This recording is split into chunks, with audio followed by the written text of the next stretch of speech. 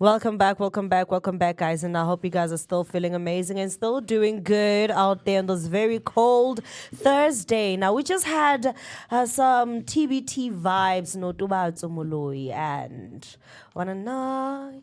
No, no, no, no, no, no. Good song. I don't have that high pitched voice, ne?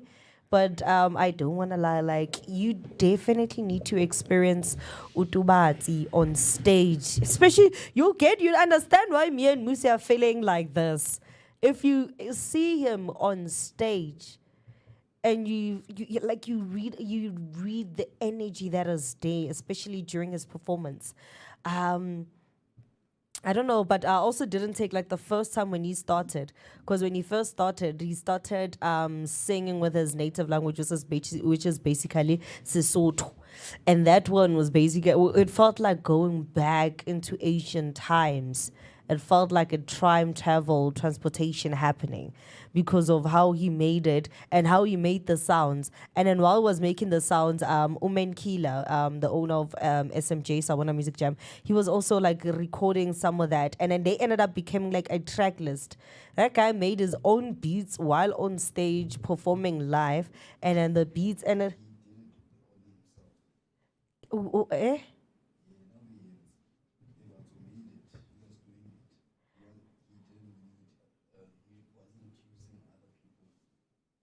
So Menkila was not there in terms of sound assistance.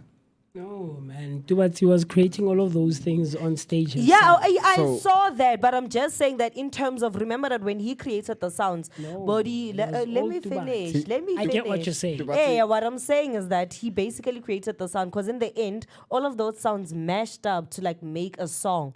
So what I'm saying is that maybe Menkila recorded like, oh No. God. He didn't. He That's what I'm made saying. the song on spot. He Just made like- just the like- things just like- on the spot. So it's those kind of body beats and cats, those recording things that artists use. It's a it's Sometimes a beat pad that beatbox, can, yes, they they can have pads record, and stuff yeah. like that, and can create different Yes, sounds and yes, all of yes, those. yes. So yeah, Yeah, a he vocoder. pulled, yes, I should have been there, man. He Chief, pulled, the, it he was pulled too the crazy. FKJ move. Yeah, man, he's crazy. That's and wild. Look, man, I mean, his known, voice. I've known Tubat, but that what we just listened to that when he goes. So he did it an octave higher for An the octave mic. higher. Yeah, but he was singing. So it's like saying, I don't wanna wake up anymore, right? Mm-hmm. But the mic and the pad, I set it to sound an octave higher, so it'd go. But it's still magic, man. It's magic, It's man. too crazy, man. It's magic, Look, bro. I've known Tubati from a distance, from Urban Village, from the Urban Village days, as Afroperi mentioned. I've worked with the drummer of Urban Village. I forget his name, but it's people that I've seen in the space, man. Because I'm a practitioner myself, right? Hey, but having seen him do his thing live alone on, Chief, you don't know, man. It's Bro, too crazy. The only man. way I can say and describe his sound is Sounds of Africa, man. Yeah, That's yeah, the only way. Yeah, Because definitely. nothing else makes sense, Definitely. You know, when he started, he was he was doing this thing and it was crazy. He was creating sounds of Soweto, merging them with sounds of Komachayeng, right, in the rurals. home states. Yeah. So, you know, when you wake up in the morning and there's birds chirping. Yeah. And then here in Soweto, we have things like Amapele. Umropozo, you know, things like that. And he was recording those sounds, and when he plays them, if you were to close your eyes, you would actually feel like you're there. No, bro, I have to meet Tubatu. Tubati. Yo, Tubati Mr. Malone. Tubati, bro. He's I too have to crazy, meet. he's too Bro, crazy. what you just described is, bro, he's basically the Kanye West of South Africa. Look, man, I think Man, he's taking original he's proper, he's sounds in proper. everyday life. But there are quite a few artists in South Africa who do that. Like I was saying in the conversation that I was having, man, this guy's like, hey, Musi, uhambi indawo eziproper. I mean, these spaces like these are the ones that give you these authentic musicians. Because these are musicians that we don't necessarily get to experience on like a Commercial level. Exactly. You know, we're fed so much commercial music and bubblegum music, and there's nothing wrong with it. We enjoy it, we love it. it's what we're listening to, it's what's playing on our radios. But when you go to these spaces, that's where you'll get to experience You're Musi connecting, Mist, bro. Tubatsi. You won't understand that. Go to Savannah on a Tuesday, Chief. Those Tuesdays when it's hot. Hot, Chief. This past Tuesday, the last act on stage was called The Mighty Trio. Those boys went in there, Chief. You would think, hey, Baba. Abantwana Kanti they were abancane. taking you on a journey. And then a saxophonist and a guy who plays the cornet came on. It was as if it was rehearsed. These guys were jamming and they knew the song that these guys were playing. It's just too crazy. And you sit there, you're like, guys, this is where music is genuinely. This is where music, proper. You know that when like- you say that, Yeah. it remind me of a friend of mine. He lives in DK. Yeah. His name is Dalu. Bro, he plays the cello. Nah.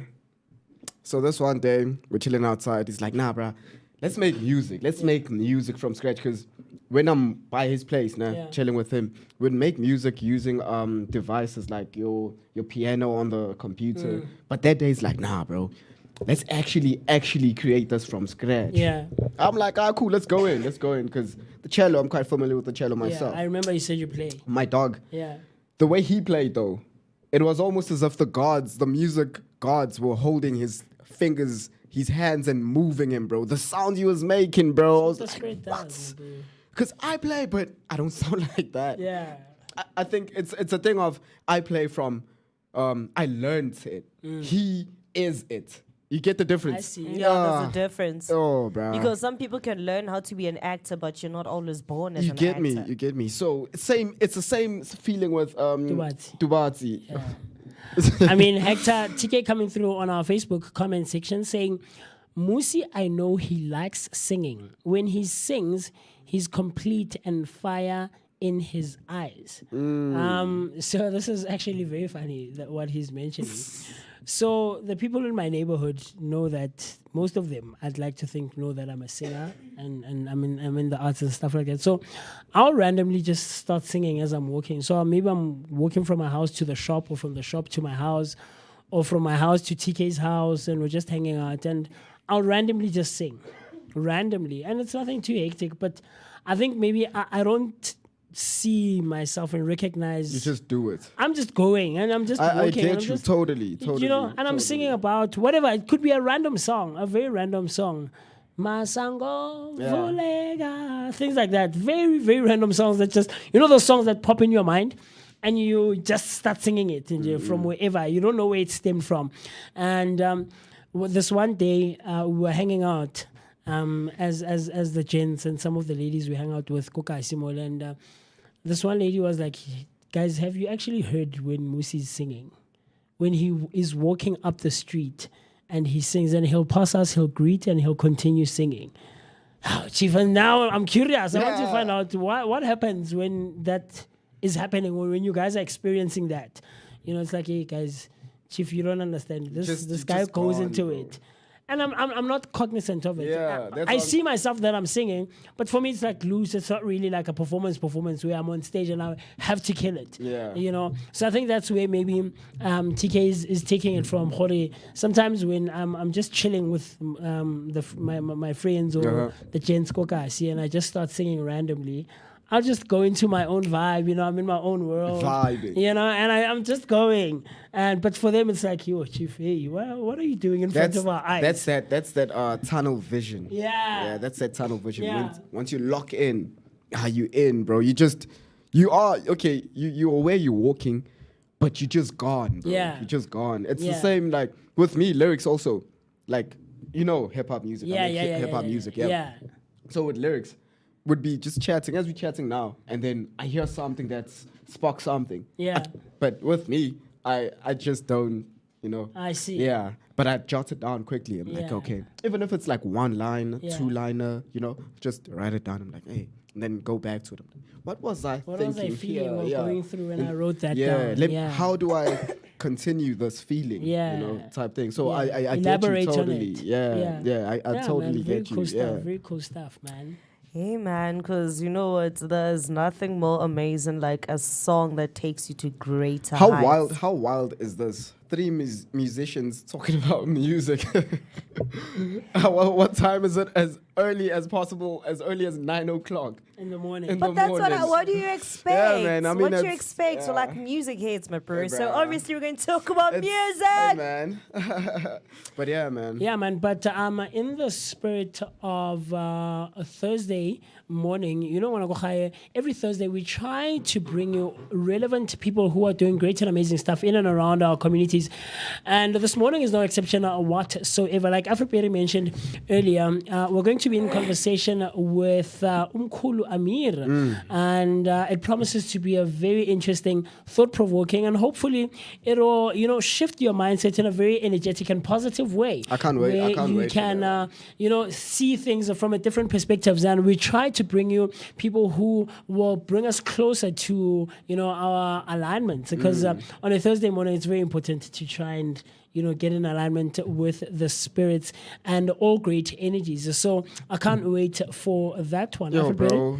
Yeah, I also can't wait, man. You know, everybody, that Thursday is time for spirituality. It's time for alignment, where everybody gets to combine as one and talk about their greater self and how to reach greater heights on a spiritual level. Because as much as you can say, it's no, guys, me, I'm okay, me not physically, but if you're not okay mentally, spiritually, then sometimes what has to do with the meat or the flesh will never make things come together, right? So I'm quickly going over here. I just want to quickly read you okay. So you know what? I can't find it actually. I wanted to find Ipayo Mkhulu Amir, and it's okay, yes, I'm gonna find it right now. So I hope you guys are ready and about spirituality on a different level. Now I hope you guys are ready to engage with us. So let me quickly go through his bio. So Mkhulu Amir received the gift at the age of 8, but exploded firstly within the boundaries of Islam. He is a mixed race, with his mom being Arab and his dad being South African. He studied Buddhism and Malaysia, and then went on to do South American and Kemetic shamanism, right? He was called to his African shamanic gift and went to Sangoma initiation. He is also a creative director at a leading South African advertising agency, as well as a Sangoma practitioner.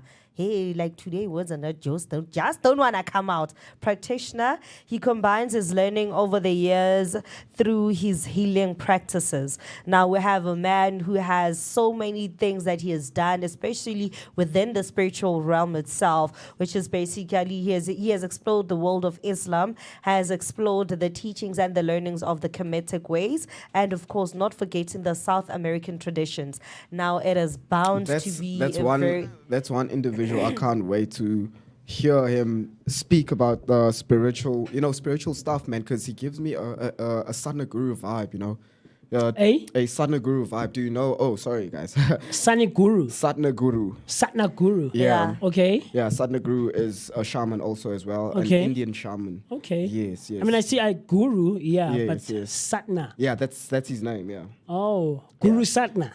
Yes. Okay, Yes. basically. But then when you spell it, it's SADH. Yeah, I get you. Yeah. Guru Sadhana, very interesting stuff. I mean, look, Mkhulu Amir is of Arab and South African heritage. That's a so crazy, you get crazy me. combination.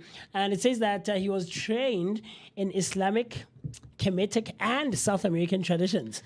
But then at the age of 8, he got his calling, to be a Sangoma and a Sangoma initiate. And then he then goes into the space of creative directing in advertising. For me, That's wild. Look, man, like I always But say, it's not surprising actually. it's not. But you know what the thing is? I don't know how the universe works, and it's crazy for me. How all of the spaces that you are involved in will correlate. Yeah. And one will lead into the other, and one would feed into the other. Like last week when we had that we had last week. Kulu Daniel. Kulu Daniel. Yeah. You know, he himself, he's a dancer, he's a dancer. singer. He makes clothes. You know, Yes. for in the space of ubungoma and all of those things. So it's too crazy for me. And I always try to relate and relay all of those things back to myself as an individual, the spaces that I'm involved in, you know, from being a broadcaster myself to being a singer to dabbling in dancing and directing. You know, there's quite a few spaces that I'm involved in, and alignment, my bro. It's all about alignment, and I'm very, very looking forward to this conversation. So yes, I was about to say, sorry, man, to cut you off like that. Yeah. With Mkul Amir, what's really, really interesting is the stuff he's trained in is Islamic and Kemetic. Do you know of the Kemet? Yeah. Bruv. I've read up a bit. Bro. Yeah. So this is actually, how can I say? This is something that I research on a daily. Okay. On a daily. Just personally, because I don't know what it does. The Kemetic space. No, not just the Kemetic space, just spiritual space. Okay. Like on. Not when I say spiritual space, not your pastors. Nah, I'm talking your gurus. I'm talking your, the people, shamans and all of those. You know, people of that nature. I get you. I don't know. Maybe my soul is searching for something. I haven't found it. That's why I'm looking into. But it's crazy, man. Kemet, bro. And then with South African traditions as well. Yeah. So that's 3 in 1, bro. That's crazy. wild, man. It's wild, bro. It's well, wild. I think it's actually 4 in 1 because it's Islam, it's Kemetic, it's South American. But I'm mostly... And then South Africa. Crazy, man. Crazy. But I'm mostly interested in the Kemet, bro. Kemet, like the knowledge there, bro. It's wild. But yeah, man, I'm glad we have Kul Amir. And you know what I'm most looking forward to is what form that he's trained in terms of Bungoma Bamo South Africa. I mean, from the past few that we've had, you know that there's people who work with water. There's people who worked in the traditional way, throwing bones. Yeah, I mean,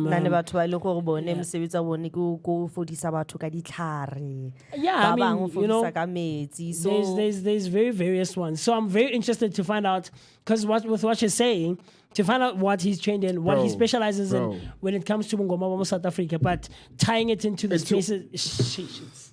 My bro, I can't wait. Let's jump into it. Yeah, see, y'all cannot wait. So, Vooka Nation, let's head over for a quick ad break while we still prep ourselves for yet amazing and fantastic, not forgetting insightful and informative segment, No Umkulu Amir. Now, I hope you guys are ready and definitely waiting for that one, because it's now for us. It's now time for us to go back to our heritage and learn about our ancestral teachings. Yes, man. Yes, let's head over for a quick break. Ted, the wild Irish comedian.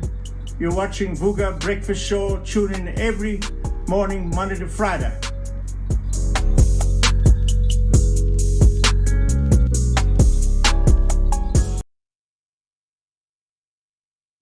Vooka Breakfast Show. We're out here in the heart of Soweto, Top Santon. This is right next to Zondi Hills, and just before you get to Broad Fisher Club. I'm out here. My name is Musi Nest. I'm out here with the one and only maximum temperature. I'm working with my body. TC Shabalana Wakamazibugo, and of course our station manager, the one and only Manelin Lyric. And we're traveling out here, man. This is what we do on the Vooka Breakfast Show. Yeah, you gotta get it fresh. We are fresh and nice. Now it's time to take the information to the people. Of course, like Mo just mentioned, do stay tuned, comment, like, subscribe, share your thoughts and your opinions and everything else in between. We're going to be coming to a street to do live near you, wanting to know what your thoughts are out there on the street. Of course, we've got TCO Wamazibugo with the traffic update. Right now, we are going to N1 southbound to make sure that whatever that you guys get, it is real-time information. Yes, so looking at Mukhorosi, we have robots that are not working right here, but the traffic is moving. We're going to look at when is your rush hour time, when people are from the work, from school, yes, right? Sir. Yes, I'm gonna give you your daily update, so do make sure that you stay with us. Mobile Vooka Breakfast Yes, Show. sir. I thought you had to leave that. Hey family. Hi, my name is Tisiga Mazibugo Shabalala. My name is Moketi Maimane. My name is Musi Nest. My name is Ketu Ketumgunu On the Vooka Vooka Breakfast Show. Every weekdays from 7 a.m. to 10 a.m. This is where we are going to have our topical discussion featuring various aspects from different fields. We're going to take care of you and it's going to be amazing, man. Right now I'm on the set of the Vooka Breakfast Show brought to you by the Blink-On Network. Do not forget to subscribe. That's Vooka Breakfast Show on Facebook and all other social media platforms. Vooka. See you there. Vooka Breakfast Show. We're out here in the heart of Soweto, Top Santon. This is right next to Zondi Hills and just before you get to Broad Fisher Club. I'm out here, my name is Musi West. I'm out here with the one and only maximum temperature. I'm working with my man. TC Shabalala Wakamazibugo, and of course our station manager, the one and only Manele Lyric. And we're traveling out here, man. This is what we do on the Vooka Breakfast Show. Yeah, you gotta get it fresh. Bugile, we are fresh and nice. Now it's time to take the information to the people. Of course, like Mo just mentioned, do stay tuned, comment, like, subscribe, share your thoughts and your opinions and everything else in between. We're going to be coming to a street to do live near you, wanting to know what your thoughts are out there on the street. First, we've got TC Mazibugo with the traffic update. Right now, we are going to N1 southbound to make sure that whatever that you guys get, it is real-time information. Yes, sir. So, looking at Mukhorosi, we have robots that are not working right here, but the traffic is moving. We're going to look at when is your rush hour time, when people are from the work, or from school, Yes, right? sir. Yes, Gonna sir. give you your daily update. So do make sure that you stay with us. Mobile Vooka Breakfast Yes, Show. sir. Asante Atlisa.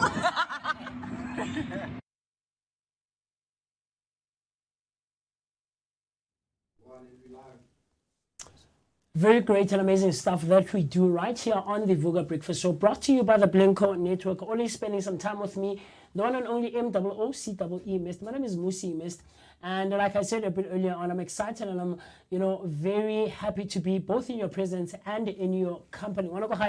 Do come in the conversation, join in on the conversation using the hashtag Vooka Breakfast Show. So that's Vooka Breakfast Show on Facebook and all other social media platforms. I promise you don't want to miss the conversation that I'm about to jump in with Umkhulu Amir. Off camera, I was asking his name and he's telling me that his name is Fahik, right? Yeah. Did I pronounce it correctly? Yes. I'll tell you, I'm very wary. I'm very wary about pronunciations of people's names. I never want to get it wrong, and thus I will ask more than once, even sometimes, as to what the correct pronunciation is, because I want to get it right. And I've seen that some people do get offended actually when you mispronounce their names. So that's something that I'm always cognizant about. So welcome. Thank you. Thank you for having coming. me. Thank you for coming. Sure. When we were in studio yesterday and we were having a conversation about who's coming through for spiritual alignment on a Thursday morning, and they mentioned that Umkhulu Amir is coming through. And so we read up and we try to find out who the person is and stuff like that. Like we were just talking now before the ad break. Sure. I'm so excited. And I'm fascinated already from the things that I've read, the spaces that you're involved in, and just your journey as an individual. But let's try to quickly get into it for someone who has never heard of you. Sure. And is just hearing about you as we're talking about you now. Who is Umkhulu Amir? What's the upbringing like? I mean, from the age of 8, that's when your spiritual journey started, right? Yeah. So all of those things, where you grew up, and what was the vibe for you as Fahik as an individual, and how did you get to the point where you are now? Sure. So I'm born of Arab South African parents. Yes, sir. I'm mixed race. I grew up in Durban. Yeah. But it was a combination of Durban and Swaziland. Oh, yes. Yeah. And so at the age of 8, I got really sick. And they basically diagnosed me with meningitis. Oh, wow. But, with that said, it wasn't meningitis, as I got to learn later on. Yes. My grandmother, my mom's mom, also being spiritually inclined, had then informed my mom that he's definitely got a gift. The gift. Yeah. Oh, wow. So throughout the years, I did different practices. spiritual practices to kind of contain the gift, which again later on in life I came to discover that I had to go into Pehluen. I had to go and actually initiate in the African way in order for my gift to be accepted fully. But before that, I I studied in Malaysia with the Malaysians for a period of about 4.5 years. Studied a form of exorcism, as you would say, called Buddhi Suci Sejati. Buddhi Suci Sejati. Yeah, it means mind, body, and soul. Oh, wow. Yeah. The Buddhi Suci Sejati. Sejati. Wow. Mind, body, and soul. Yeah. I see. And then from that, I did like various spiritual practices. Yeah. But then initiated in South American Kemetic and Toltec, you could say shamanism. Okay. And a combination of all of those. And then ended up in Pehluen. Wow. But of course, absolutely. Of course, in that, still studying and doing I'm a creative director in advertising, so still following that path as well. Yeah. Yeah, so it was interesting and colorful, I should say. Very. Yeah. I mean, I'm trying to see it in my mind, and it sounds fascinating. It sounds fascinating. You know, whenever we have conversations here in studio with the team, I always tell them, for me personally, it's a very fascinating journey that each of you guys have, who are individuals who are spiritually inclined. You have very interesting journeys because they're very distinctive and very different from each other. But ultimately, and I stand to be corrected, the destination is more or less the same, in the sense that it's aimed at helping people and bringing people forth to the light and enlightening people and helping people with their own spiritual journeys, though we take different routes into getting to that point. So I find it very, very fascinating, and yours is very unique. I mean, from with spending like about 4.5 years with the Malaysian people. How was that? It was really interesting because, I really became close friends with the master's son. And the son is, of course, next in line to be master, right? So it's kind of a very disciplined practice. And we spent a lot of time together. He even came to South Africa, stayed with me a bit. Over the years, we would be in between. I would go to Malaysia. So it was a really interesting I can imagine. practice. I can imagine. So, I mean, having seen it that it started at the age of 8, right? How would you then say that your experiences within Islam shaped your overall spirituality, coming from a mixed race, Islamic, Arabic, and South African family?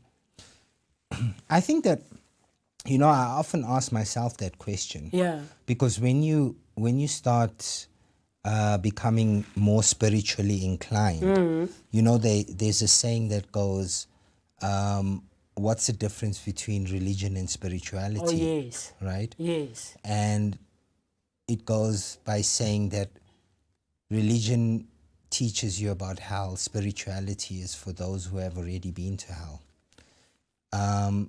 So I'm fascinated, man. Yeah. So if you look at the journeys of all of those healers, like you've said you've interviewed, you would probably find that it was a difficult one. Yeah. One of my teachers along the way always said the definition of a shaman is a wounded healer. Oh, wow. Right?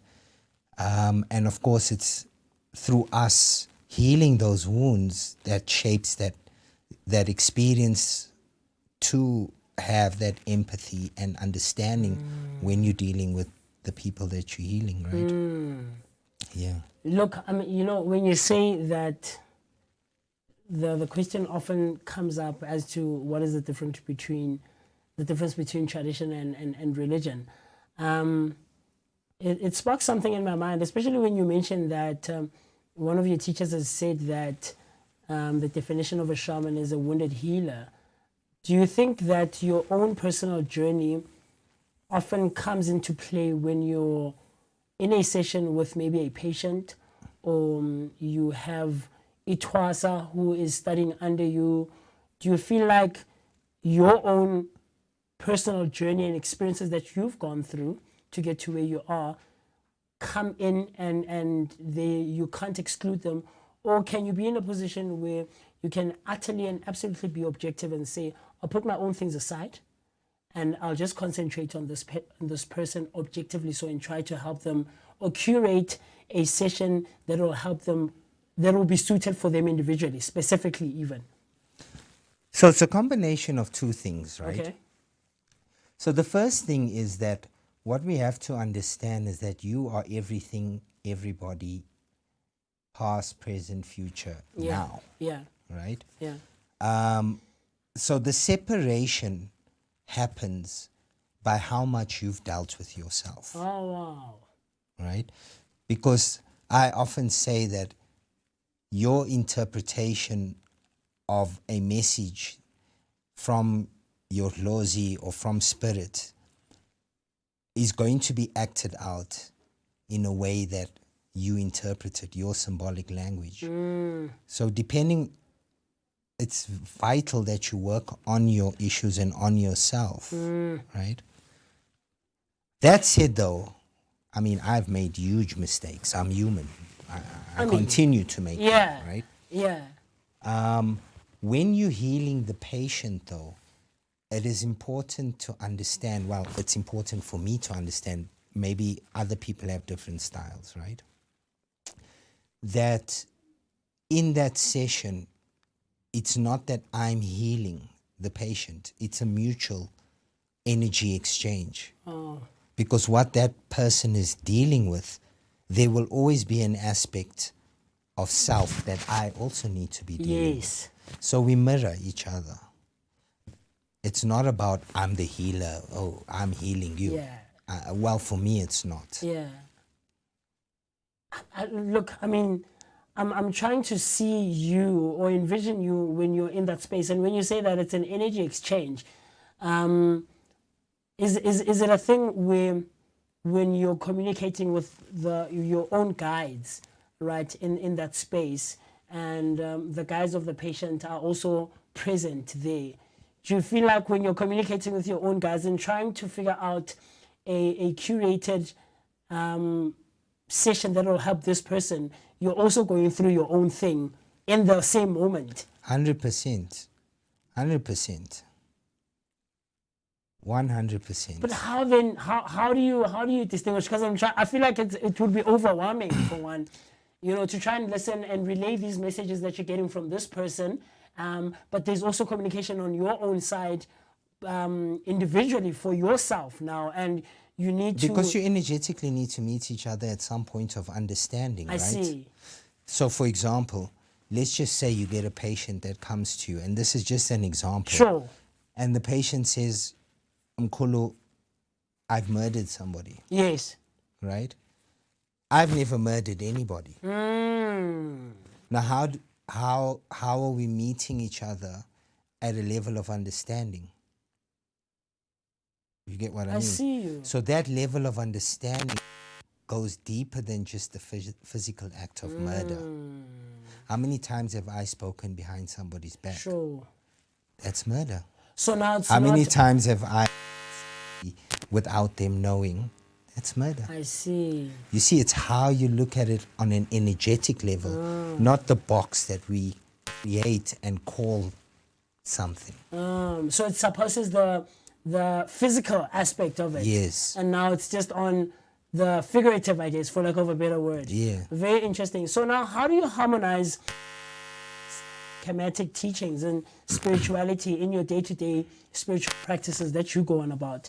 Whether it's working on yourself, like you mentioned, because from what you said, I understand it. Or for me, it makes sense in the sense that you have to get to such a high functioning level individually first, before now you can go into the world and start helping others and guiding others and stuff like that. So how do you merge the two before we get even to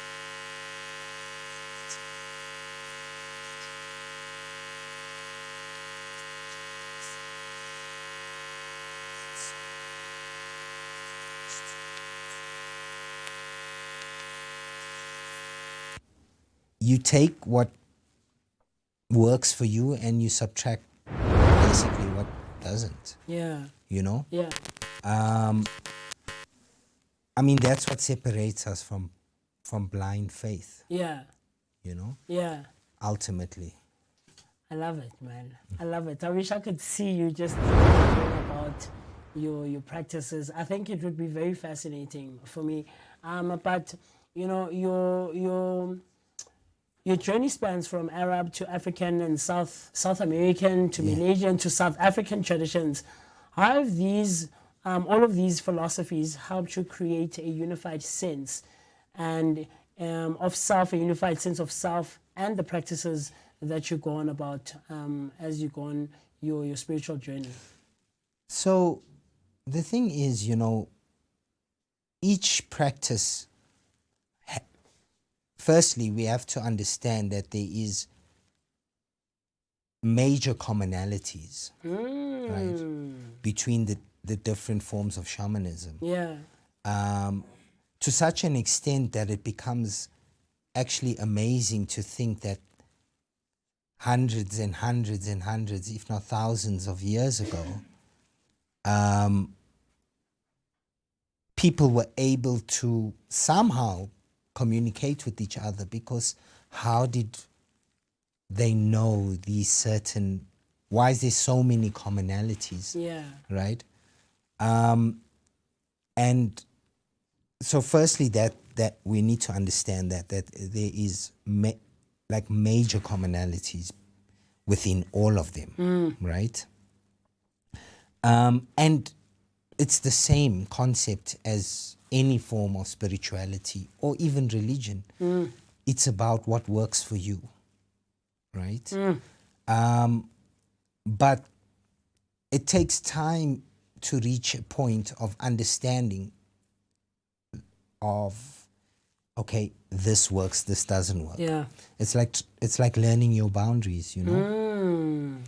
And I guess when it comes to knowledge of self, I was very, very lucky that in my spiritual journey that I was led to amazing teachers. Yeah.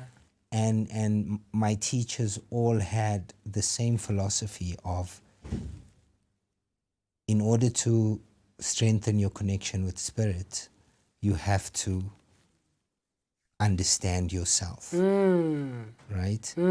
A lot of people also misinterpret what darkness is, right? Wow. Because you have to go into your darkness. And by darkness, I don't mean now Utwala and all of black those other magic. things. Yeah. Your own darkness, your own shadow self. Because it's only when you go into that darkness are you able to then see the light. Wow. You know? And then the form of Islam that was mostly practiced within my family what is Sufism, which is the mystical aspect of Islam. Sufism. Sufism. Oh, wow. So one of the teachers of Sufism Rumi. I don't know if you've ever heard No, of I him. haven't. So Rumi says that it's only when you discover the wound is when the light enters. Oh, wow. So that wounds that you need to go into and face, that's the darkness. You know, when you're, it strikes what the conversation that we had as you're about to get to studio, you're making your way here. And I'm telling Stephen and Afriperi that I think a whole lot of us as individuals have a hard time facing our own selves. It's one thing facing the world and other people that you come in contact with, but it's the battle gets real and the struggle gets real when you have to face your own self. You know, the experiences that you've gone through, and they're not so pleasant experiences in that. Facing the traumas that you've gone through, you know, is a difficult for me, and I could be wrong. I absolutely and utterly stand to be corrected. But when I think of it, and like I said, I relay things back to myself, and when I have to face some of those traumas, it takes a very high functioning level of understanding and being in tune with yourself. And it's not easy, because now you have to revisit all of those feelings and the darkness that you mentioned. And it's not in the sense of this misconception that's out there about black magic or buloy or whatever the case is, but it's just knowing yourself and getting in touch with yourself in order for yourself to elevate and be enlightened, I guess, for lack of a better word. Very, very interesting stuff. So with your creative... But can I tell you? Sure, sorry, absolutely. Can I tell you something though on that point of where you were talking about understanding yourself and your traumas? Sure. The tricky part is within that is most of your traumas, if not all of your decisions that you make now is formed on the basis of decisions you made before you reached the age of 7. I call it the FLOP, your fundamental life operating principle. FLOP, fundamental life operating principle. Yes. Wow. So all of those subconscious decisions that you make, because remember your frontal brain that hasn't been developed. Yes. So you can't really decipher right from And wrong. rationalize. Yeah, Yes. so it saves it in your subconscious. And so you start developing things like, I'm not good enough, I'm inadequate. And this is how you actually live your life from your subconscious without you even really knowing. So there's the tricky part. Wow. Very fascinating. Very fascinating. So I mean with your work space, how your spiritual life and your, have you found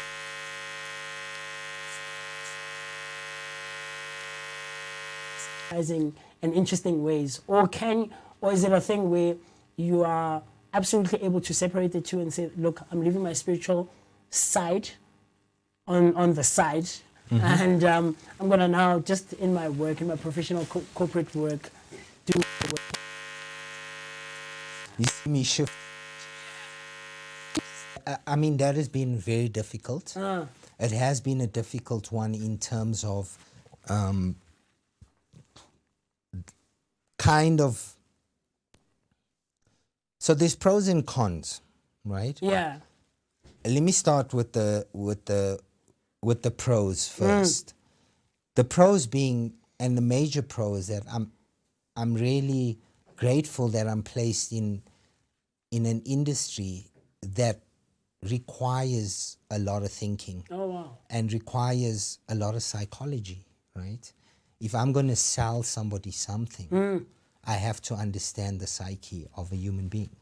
So that's where my spirituality really feeds into that understanding of how humans think in that regard, right?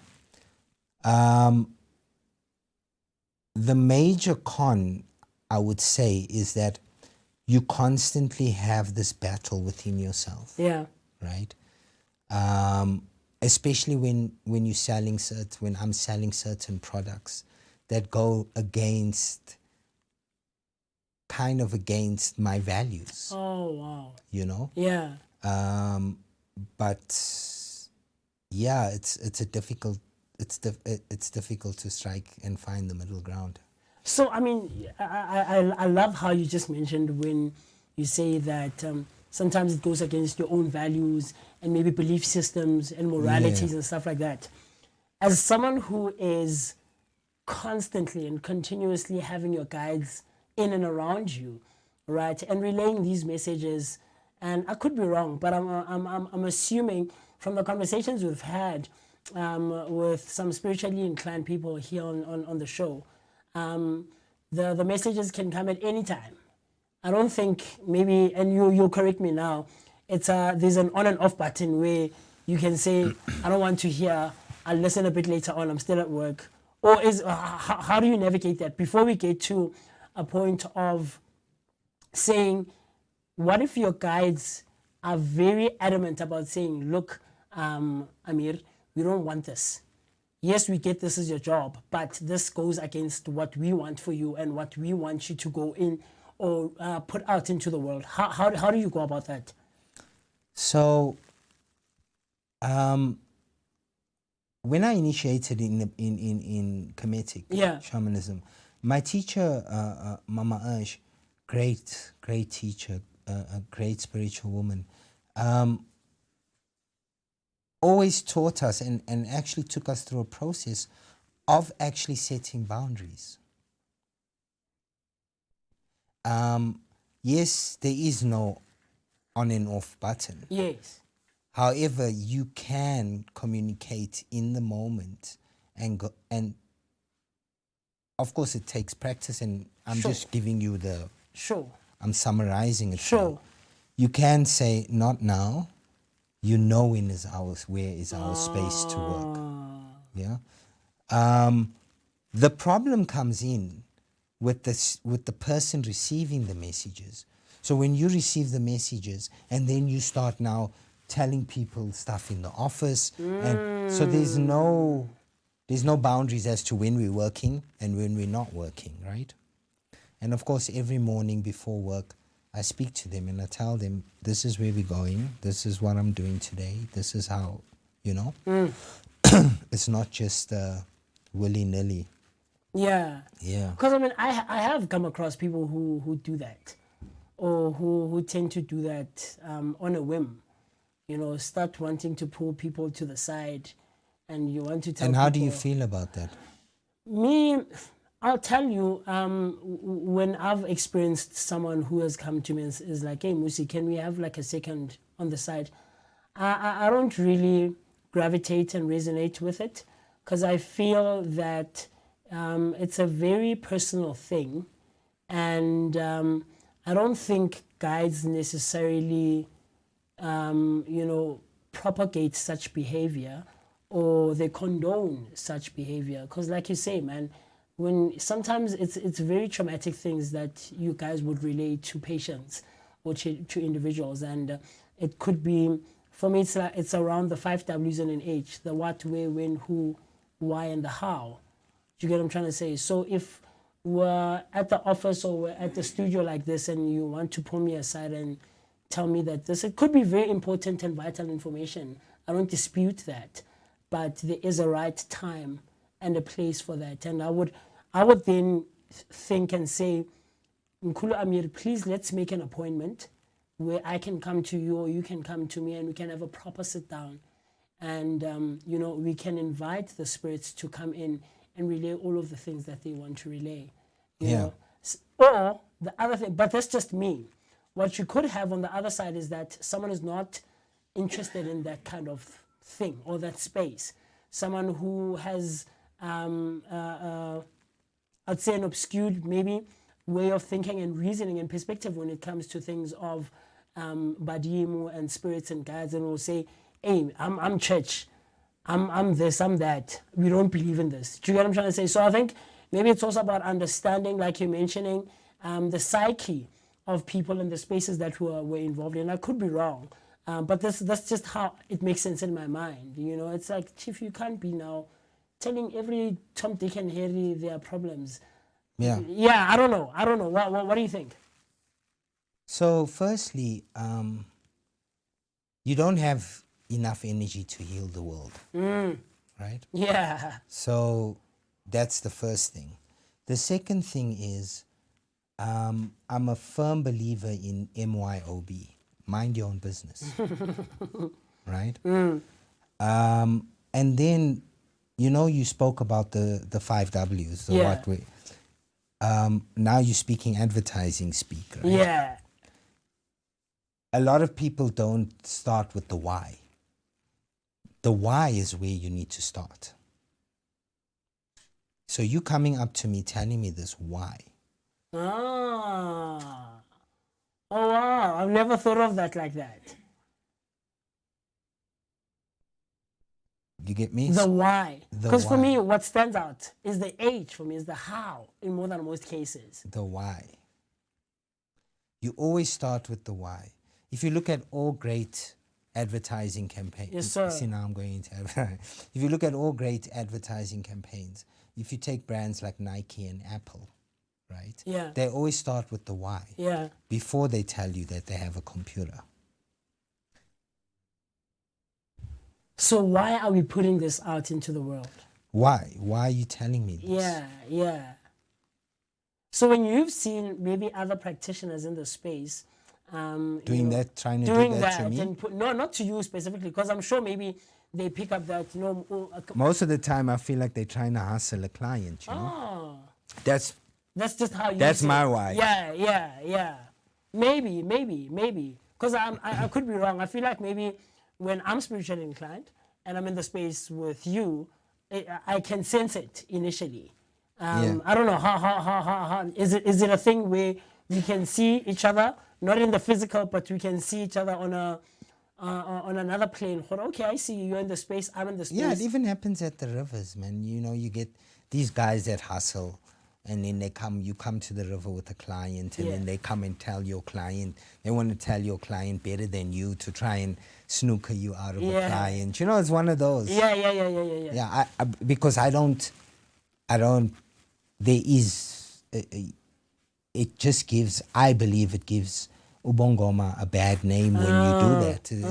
You come across as a bit freakish, I think. Yeah. And in most cases, they always want to have the cloth, the amapai, and the Yeah, things, and they want to show and advertise that they're in the space. But I feel like if you are really someone who is authentic in the space, the energies and the spirits that we carry in and around ourselves speak more loudly than what we're seeing with our 100%. eyes. Yeah. So for a young upcoming creative, maybe in the creative space or in the directing space or advertising spaces, how would you advise them, to try and better navigate the space of advertising and corporate work and spirituality, and maybe to try and have a better way of separating the two, but allowing it to overlap when and if it's necessary? See, the biggest issue in discovery of a gift in particular, or the knowing that you are different, and you are, let's say, a student pursuing a career, the biggest difficulty is that you don't have the support at home, because the first thing is it's frowned upon, right, by many communities, and if you do not have that support, it does become very difficult for those kids, right? It becomes difficult because it is going to also affect your concentration in class and your schooling. It does,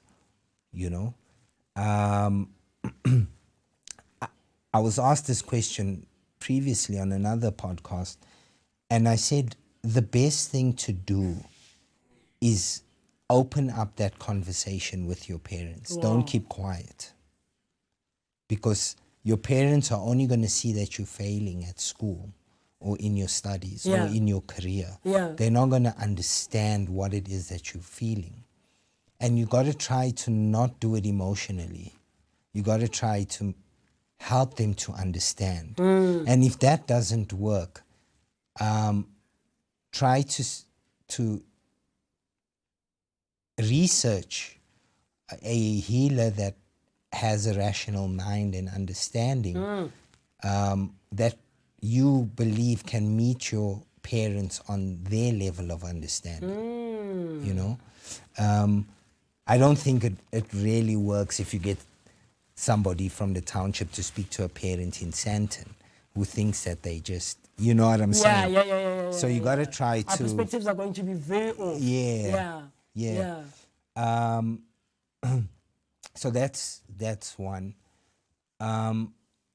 When it comes to your career, and if you want to pursue a career in advertising, I mean, you've got to, whatever career it is that you are wanting to pursue, Yeah.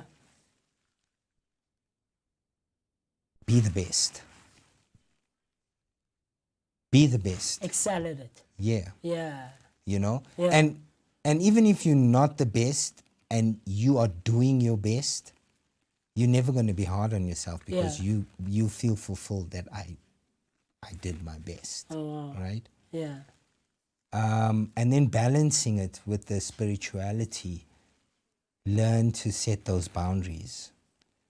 But that only comes later. You first got to understand it.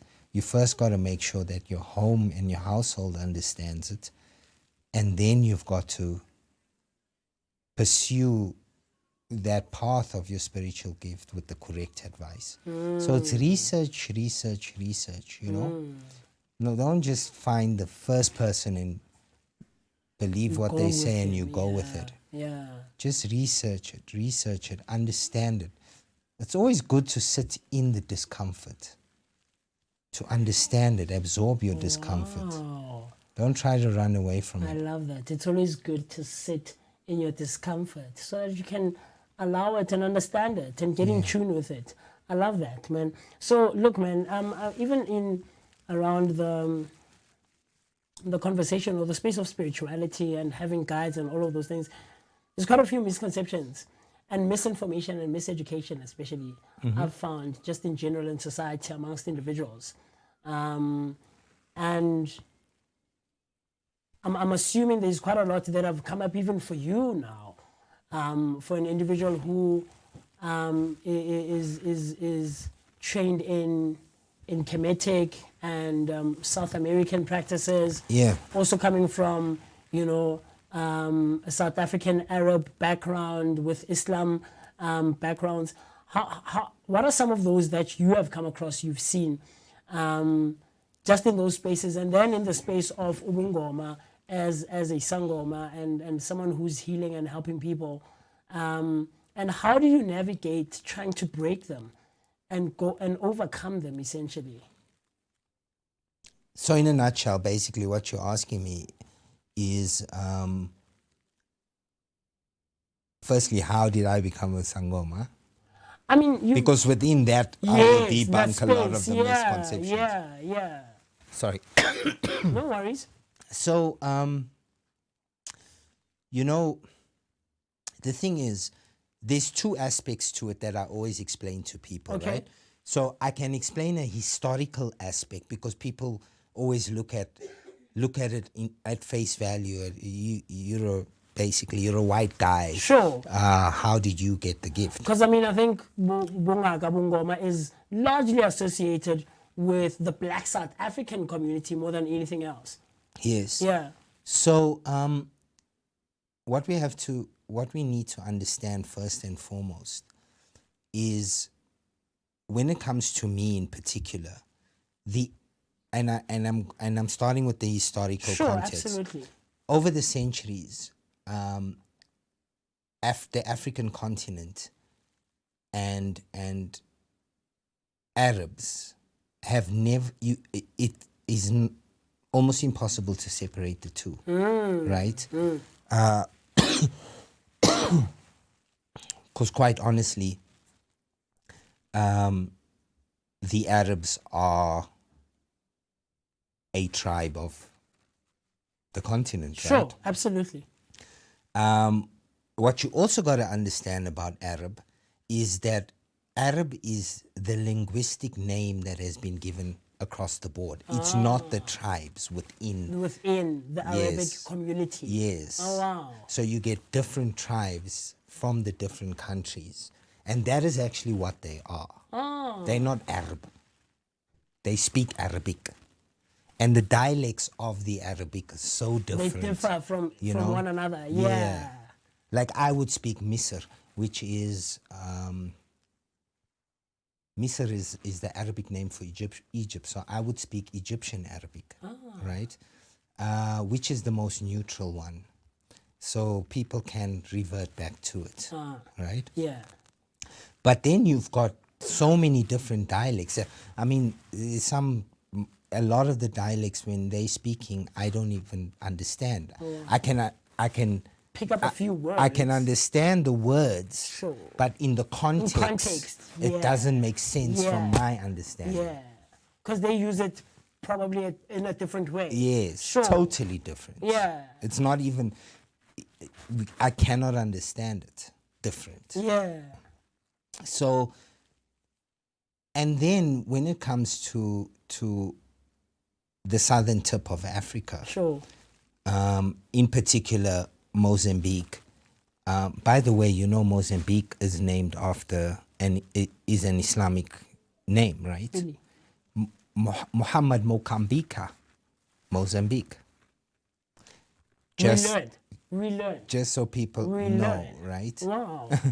So Arabs have always interacted with this part of the continent through trade for thousands of years. Yeah. Right?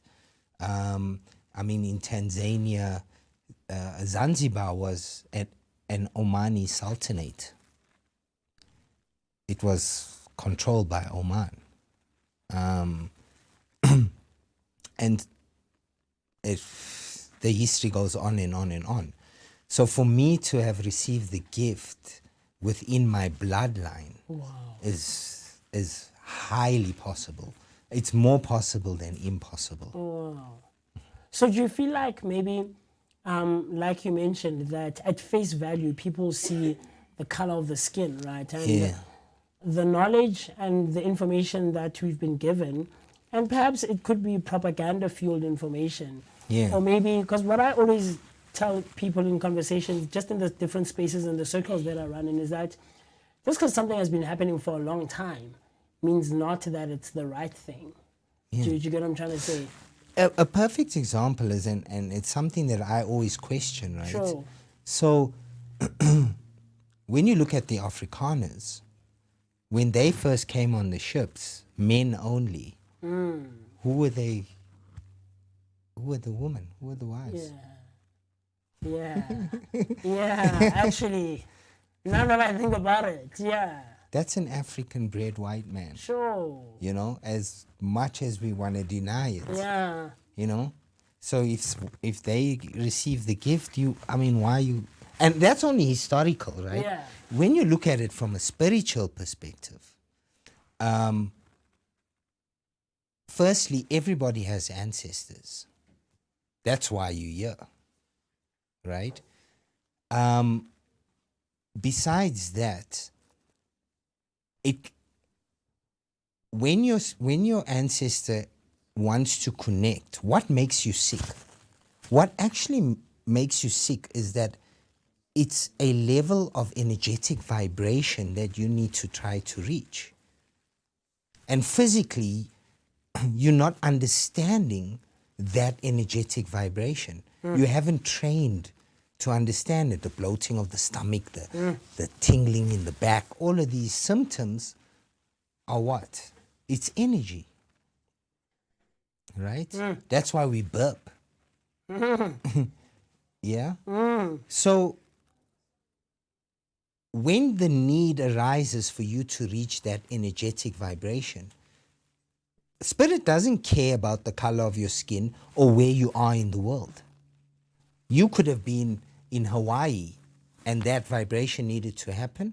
And a Hawaiian shaman says, I can heal you, and heals you through initiation, and then you become a Hawaiian shaman, or a South American shaman, or a Sangoma, or a... It's spirituality. It's not about the color of your skin and what you never invented it, right? Energy is always there. It's there. There's no breaking it. There's no making it go away or 100%. discard it. So now, how do you? I mean, I think we've seen in our neighborhoods, especially in the black society, where if there's a healer next door or up the road or back opposite, and the person has initiates and is helping people align and get in tune with themselves and their guides.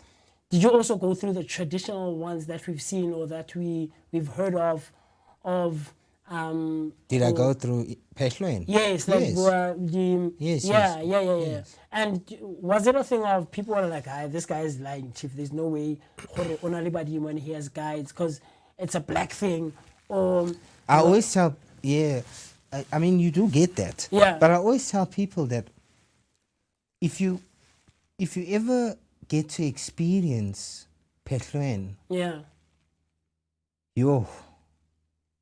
I don't think that it's something that somebody would want to go through by choice. A lot of people have said that. Unless you're so steeped in the culture, you grew up in a traditional household, and maybe then I mean, for me, I frowned upon it. I never saw yourself going through that. Ever. Yeah. Ever. Never. I never thought that one day as no. Amir, I'll be someone. So for me to do the things that I did, and go through what I went through, emotionally and physically, to be a Sangoma, no. Sheesh. No. But you found yourself there, and you had to go through it. I had to go through it. Yeah. I had to go through it. I mean, there was times where I was like, what the hell am I doing, you know? But, yeah. Wow. And so I come to you and I learned that Amir is a Sangoma and, you know, I'm seeking help. Sure. Have you found that clients are open to receiving help and experiencing you objectively so? Or is there a sense of skepticality or maybe even testing? Yes.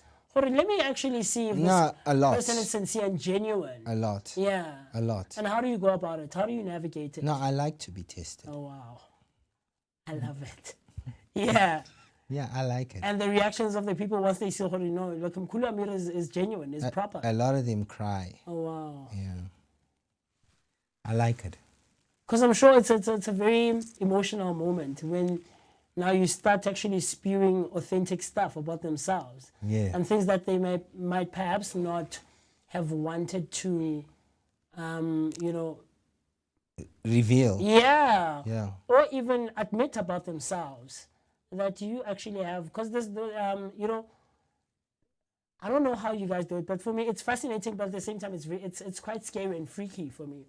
I don't think I'd be in a position, because this lady once said that, Chief, we talk to ghosts, you know, and it was in a very playful way, and we were just passing in conversation. Yeah, yeah.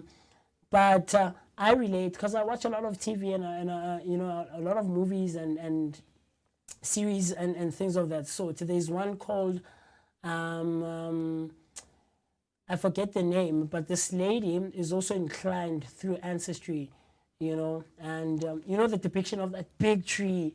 Yes, your yes, ancestors are there. Yeah, yeah. She's that, and that's how it made sense to me when that lady said that she speaks to ghosts, and yes, you know, guys would actually be here with me, but because I'm not inclined, I wouldn't see that, and for me, it's, I don't know, I'd shake in my boots, but I guess because you guys are trained in it and you're called for it, you know. But remember, so there's a lot. The gift and how you communicate can be different, right? Yes. A lot of us place emphasis on the actual seeing. Oh, wow. You got clairvoyance, which is seeing. You got clairaudience, which is hearing. Oh. You got clairsentience, which is smelling. You got people that can, like my wife, for example, can get a nasty smell and draw a picture, something dirty is around. That's the first I've heard of that. Yeah, You said some it's people, clairvoyance, clairsentience, clairaudience. Wow. And then I can't remember what the taste one was. Yeah. So do you feel like maybe the gift also comes in a sense that in terms of how you are as an individual? Because there's a guy who was here 2 weeks ago, Robin Wheeler, and I was telling him that I'm an auditory learner. You know, as much as I can read and relay information, but it makes sense, way much sense, or better sense when I'm receiving it through hearing, right?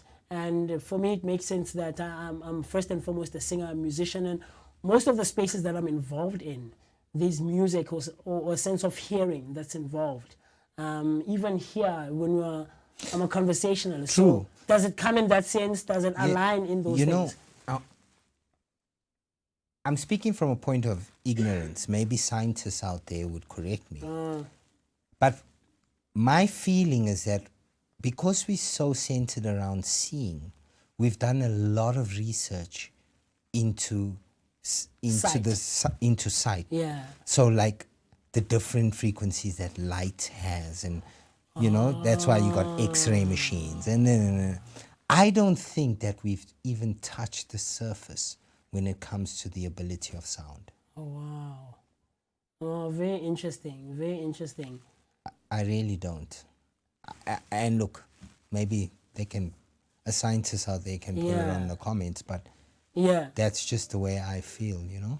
So, you know, in Kemetic spirituality, there's a belief in nature as the supreme being. I don't know if I'm pronouncing the word correctly. Nature. Yeah, nature. Oh, you mean nature? Nature. We learn. we learn Okay. as a supreme being. And with Islam, it emphasizes on Tawheed. Is Yeah, it Tawheed? Tawheed. Tawheed. Yes. Tawheed.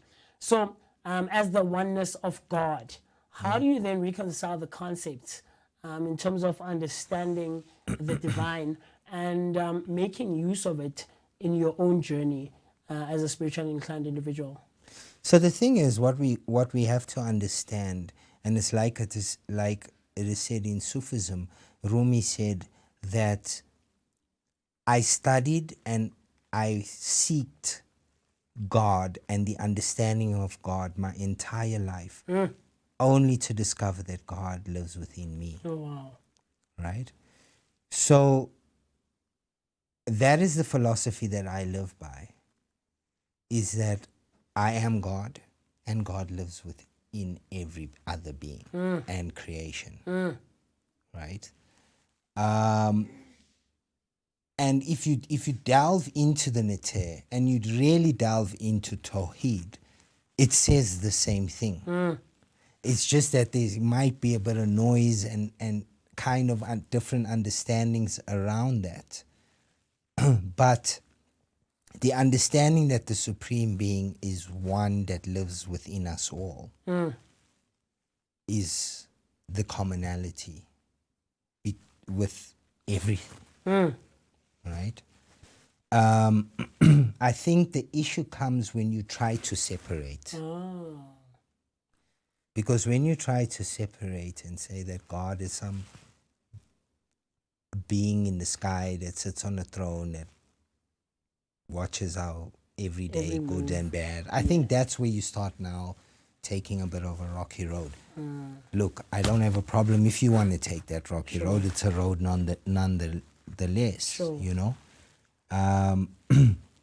But it's also like in Sufism, Rumi says, there's a field beyond right and wrong. You'll find me there. Very interesting. Very interesting. there's one lady I also came across one day, and she said that before anything else, when she walks into her space, she always prays first. Yeah. Yeah, she prays first, and then, the spirits are invited, her guys are invited in, and But almost all the sangomas that I personally know. very interesting. I feel like the space is so fascinating, and there's so much information I feel like that you guys have, but I could be wrong that maybe there isn't much that is being done in terms of providing the correct information. Look, the thing is that you must remember that this form of spirituality, especially Ubongoma in South Africa in particular, has had to fight a double fight, right? Not only was there a need to fight the perception of those people that do bad within, Yes. right? Yes. There's also the need to fight the perception created from the churches, from the religions, Oh, yes. right? So it's negativity from within and from external, you know? So you always feel the need to explain yourself, you know? So when you get a gobela that, for example, that maybe ill-treated their twasanas in whatever way it was, that is what sticks. And that is what the entire practice, it then gets painted upon. Yeah. But when you get a priest busy with the altar boys, it doesn't paint the whole of Christianity. It's You that get what I'm one saying? priest. Yeah. Yeah, or that one church. Yeah. Yeah. So it's a mind, it's a state of mind, you know. That we have to seriously also admit that religion has done a good job of infiltrating our The spiritual, understanding of yeah. things. Yeah, the spiritual spaces. Yeah. Yeah, and spiritually inclined, specifically space. Yeah. Right. Very interesting, man. Very interesting, and I feel like, we need to have you back and delve deeper into some of these issues, and No break problem. some of these misconceptions, man. Especially for someone like you who's trained in various, aspects of spirituality. It's very, very interesting. Because for the most part, we think that we know, and we think that we have an understanding based on maybe what you've heard, what you've seen on social media.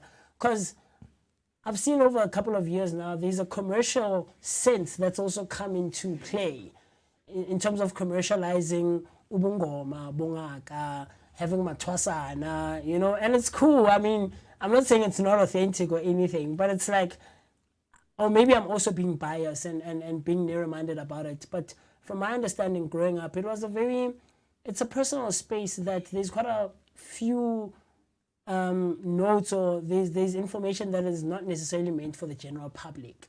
You get to learn about it once you're in that space, and this is how this actually works, So it's a trend, you're saying. It's, So let me give you another way of Sure. looking at it, right? So that is a way of looking at it, sure, However, I like to look at it as Spirit's way of reawakening the people, oh, wow. regardless of how it's coming across or how it's done. Oh, wow. Remember, there has to be a resonance. Yes. Yeah. And it's funny that you mentioned, man, that there's a lot of things that are coming into play. So on our YouTube comment section, Steve comes on saying, question, how can one start to tap into one's darkness to get to the light? How do I align? So there's many practices out there. Yeah. You got to understand that there has to be a certain level of work that you need to do to research what resonates with you, right? I mean, I can sit here and go right now, Steve, here's my number, hit me up. Yeah. You get what I'm saying? Yeah. But I'm not doing that. And the reason I'm not doing that is because you've got to, there's a saying that when the student is ready, the teacher appears, Oh, wow. right? Yeah. You've got to have your own understanding of what it is that resonates with you. With you, yeah. And start researching. You know, Yeah. the thing is, people are very lazy, and that's how they get scammed, Yes. right? Because they want quick fixes. You got to heal yourself. You have to do the work, yeah. You got to do the work. Yeah. The healer is only a conduit to assist you. It's not, there's no miracle cures. If there is one, please, anyone love out it. there, yeah. Absolutely. Bring it to the I wouldn't have episode. Would love gone it. through what I have. Yeah, man. And I feel like it's a journey that takes quite a toll on you physically, even. Yeah. But I mean, you come out better on the other side. But hey, sheesh, when you're through it, when you're going through it and you're in it, it's not that easy, I assume. Yeah. Yeah, man.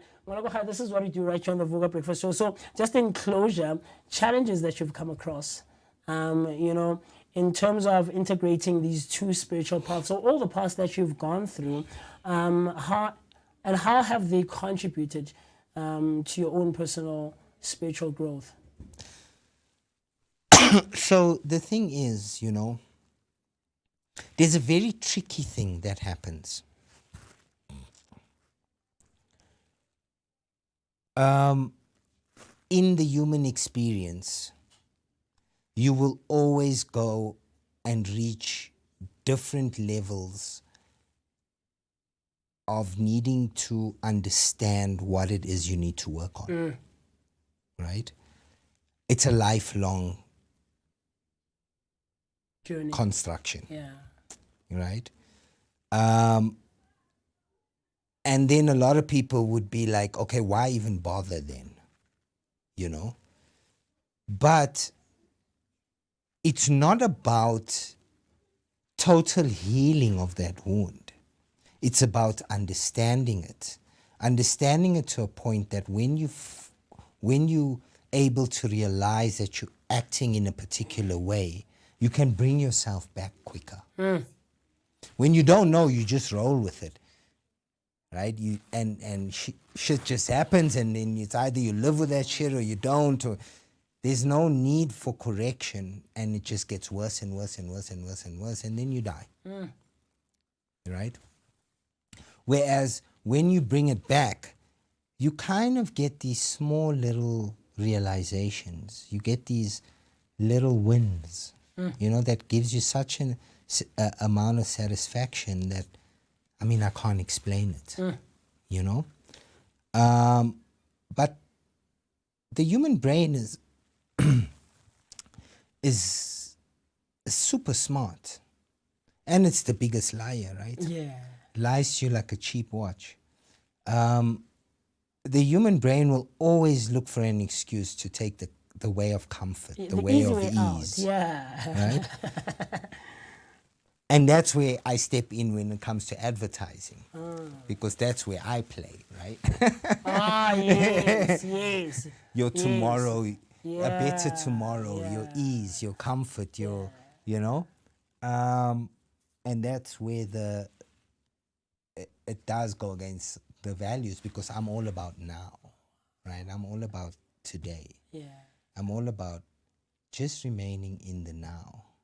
And what we always got to remember is to not allow ourselves to become anxious and depressed about the things that we haven't achieved, the goals. Because the ultimate goal is life itself.